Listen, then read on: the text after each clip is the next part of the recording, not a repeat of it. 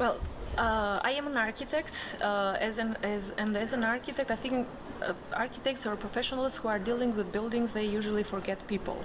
But I think heritage is all about people rather than buildings, because these are buildings built by people, and these are buildings that have a history, they have a story.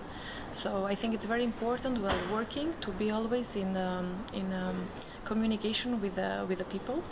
And the ways we do it while engaging different target groups, different age people, from the monument owners and young professionals or students, but also kids.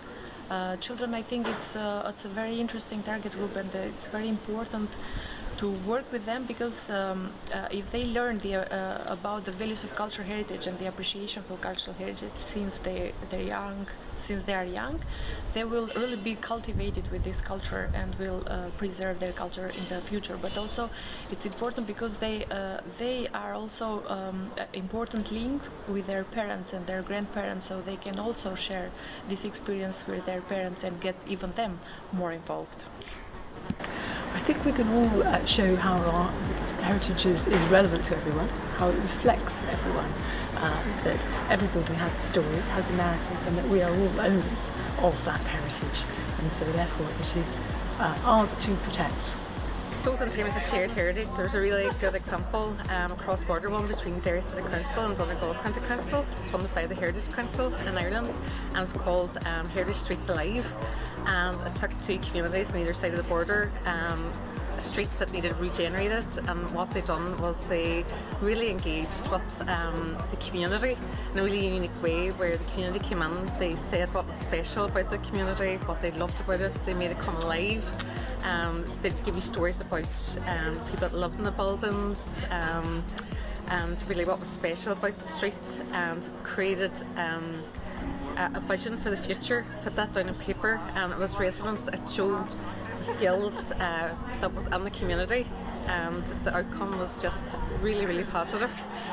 So it's the conference today really kind of highlights the importance of those projects, really. I think for me there would be, I guess, two key components that I think are particularly important. One of which would be perhaps thinking about different methods and practices that we can use in our day-to-day lives, and the kind of research that we might be involved in order to gain different insights and perspectives on, for example, social values, social communal values, and various other values associated with heritage that obviously may be different within the community in comparison to what we as heritage professionals and experts and how we may view heritage. So I think those ideas of different methods and methodologies.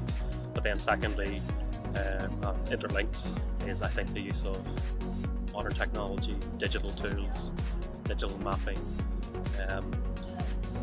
in tandem with, I think, some maybe ethnographic, even anthropological approaches with these kind of digital tools at the same time. And I think those kind of combinations of I guess old school face-to-face interviewing and such things, as well as then modern digital technologies, I think would be quite a good combination in relation to talking about shared values, shared heritage, etc.